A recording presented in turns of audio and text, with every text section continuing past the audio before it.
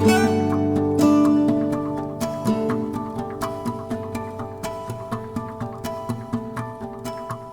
the West, we tend to think that poverty is simply a lack of things. So the easy answer, of course, is to give them things, and that should solve the problem.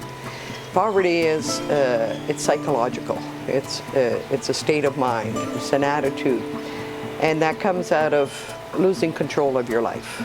Very difficult for people who live in poverty to see a way out. It's a deep form of depression. If you talk with them, they will tell you we were miserable. Often the word suicidal is used, feeling that they don't have control of the decisions in their life. For example, in Cambodia, you had the bombing, and then you had the genocide, and then the insecurity for years. It's only in the recent past that fair degree of security is in the country. People who keep losing everything, people who've lost family members, lost their homes, lost their dignity. That's what poverty is. They give up, because no matter what they try to do or how hard they try, there will be something that would bring them back into, I'm not in control, I can't change anything, I can't do anything. They don't have a lot of money. They have money, but it's not a lot. And that money disappears. As soon as you have it, it's gone. We come and we say, oh, just give us a little bit of that money and we'll keep it safe for you. And so, 10 weeks later, you're going to have this thing. And whatever that thing is, that irritant's going to be gone because you chose to do so. This is something that savings does. It allows people to identify a particular need, their particular need. Not what I think their needs are, not what you think their needs are. So this is the kind of house that something similar to this that people start out with. There's 7 people that live in here. They have probably 2 square meters of living space. You can see that there's all scrap materials that they use for the roofs and bits of pieces of tin and whatnot. They've just started new into the program, and they're pretty excited, and so are we. So poverty is really a psychological problem. So when we talk to our families, it's that psychological aspect, getting them to begin to think maybe if they try one more time. And savings is the safest way to do that, because savings, it's their money. We have no control. If I give a loan, I'm in control, and I will punish people, and you must do as I say. With savings, I can suggest, but hey, it's their money. And it's that aspect that starts changing everything. People take loans because if you look around, the families here, they're not very rich. And they're like us, they like to have things. What happens is that somebody comes and says, okay, here's $100. Okay, the only thing they hear and see is the money. What they don't understand is that they have to start repaying all the time. It's a daily repayment or it's a weekly repayment, bi-weekly or monthly, depending on the amounts, depending on who's given the loan. And so like from Monday to Friday in a village like this, we actually have a traffic jam of motorbikes, of people who've lent money to the families here and desperate to collect. So you can go to a house and you just see them everywhere. It's really quite sad. When they don't have money to pay back for the bank, sometimes they go away from house, go to in the field far away and stay at night, come back.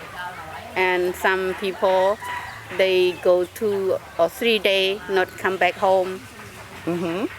And difficult, very difficult, so much. If they take a lot of money, the bank can take the land or motorbike that they have.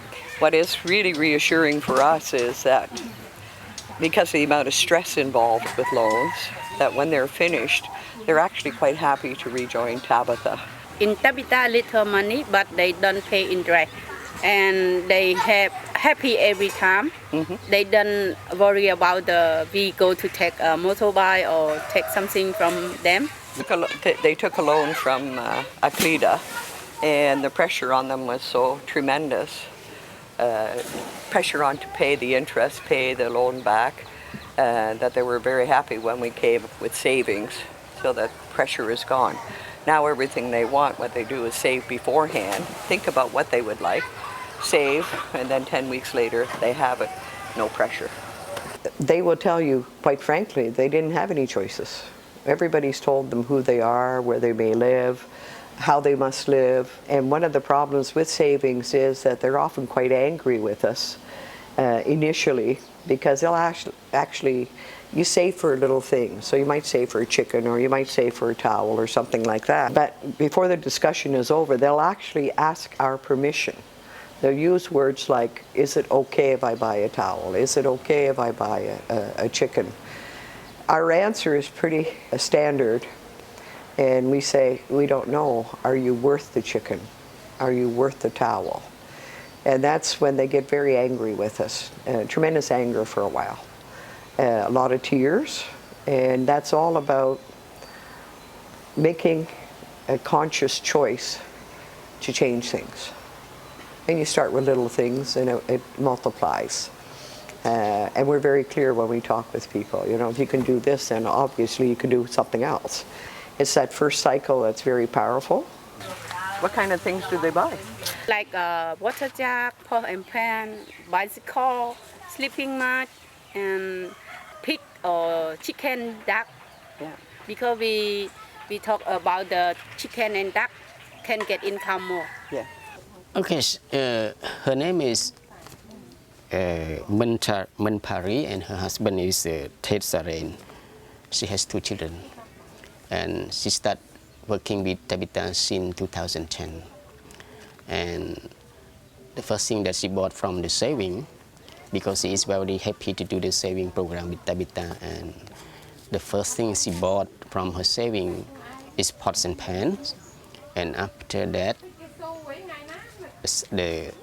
I think that third cycle or fourth cycle, she bought chickens to raise, and when the chicken is grow up enough, she said the chicken to get more incomes, and so step by step she told me that she bought jars, also bicycle is over there, next close to the motorbike, and also pumping machine, because she got the well, so she buy the pumping machine to pump the waters up and use the water for the crops around her house. One of the things that's really important is always maintaining the dignity of the people that we work with. If I hand things out and say, oh, well, you know, I'm going to give you a set of clothes or whatever, you will find that you won't respect it. If I say, look, there's a house building team coming, but it's going to cost you this much, are you willing to actually put up, you know, work a little extra hard to get that? That's a very different thing. So it's the same thing with water sources. If we put in a well, the family actually has to contribute, because if they don't, then it's my well. Something goes wrong with it, they phone me and say, I have to go and fix it. The minute they put money in, it belongs to them. Again, focusing on making a hard choice, thinking it through. They have to think these things through. It's a burden on the family, and they have to make a conscious decision. And as soon as, and they have to put something physical into it. But they also, you know, it's theirs when we're done. They take great pride. Why could they not do it before? They said that he didn't notice of that. Didn't think about it. Yeah. So, what are these people saving for? Again, just one cycle. Just got one cycle They and they just got the water jar. What is their next dream to get? After the water jar, what would they like? Jan, pots and pan. Pots and pans. Oh, I can understand that. Okay, ឆ្លាយបបចានឆ្នាំងសុភា And then she wants to do chicken. So they want to do the basics first. Yes. Pots, pans, dishes. This is her dream, and for years she said that she will buy cows. It's normally one adult in the family who will say, I'm going to save. The other adult will mock them and tease them. Who do you think you are? The villagers will tease them. None of us have these things. We've never been able to have these things. And you think you can get one? And so there's a lot of jeering going on for the first cycle. But as soon as they have their money, they have 3 days to buy whatever that thing is, everything changes. It changes within the family. So all of a sudden, everybody starts to believe, you know, we could do things.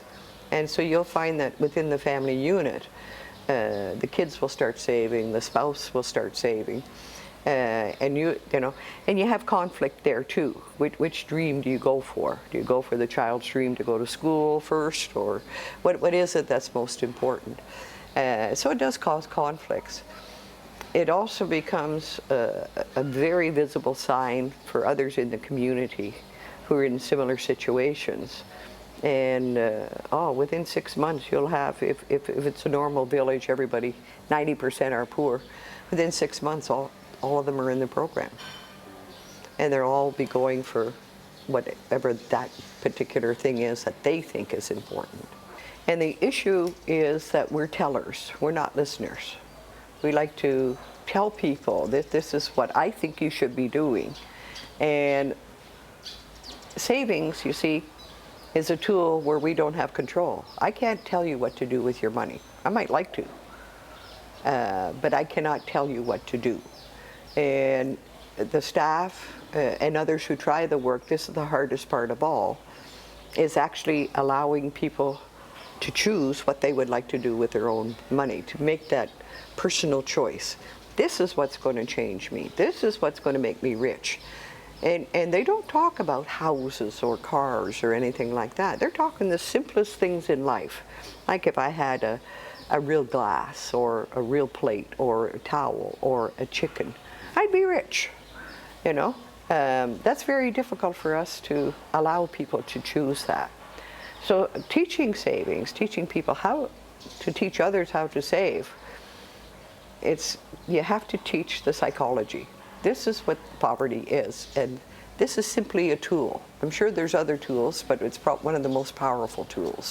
ជីវិតខ្ញុំពីមុនមកព្រោះខ្ញុំពិបាកណាស់ដើរស៊ីឈ្នួលជួប៉ុនដែរហាមានថ្ងៃនៅផ្ទះឲ្យមួយថ្ងៃទេពិបាកដល់តែពេលខ្ញុំបានជួបតាពិខាមកខ្ញុំបានរីកចម្រើនបានជីកម្ដងហ្នឹងខ្ញុំមកថាអរគុណបានជីកម្ដងហ្នឹងបានរីកចម្រើន She only said that after got the water well, yes, her farming. Yes.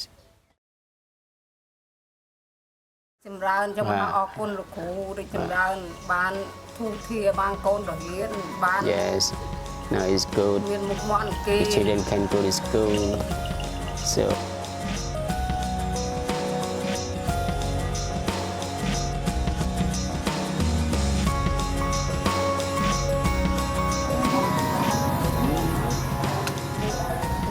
You're an amazing woman. You could do a lot more than I ever could.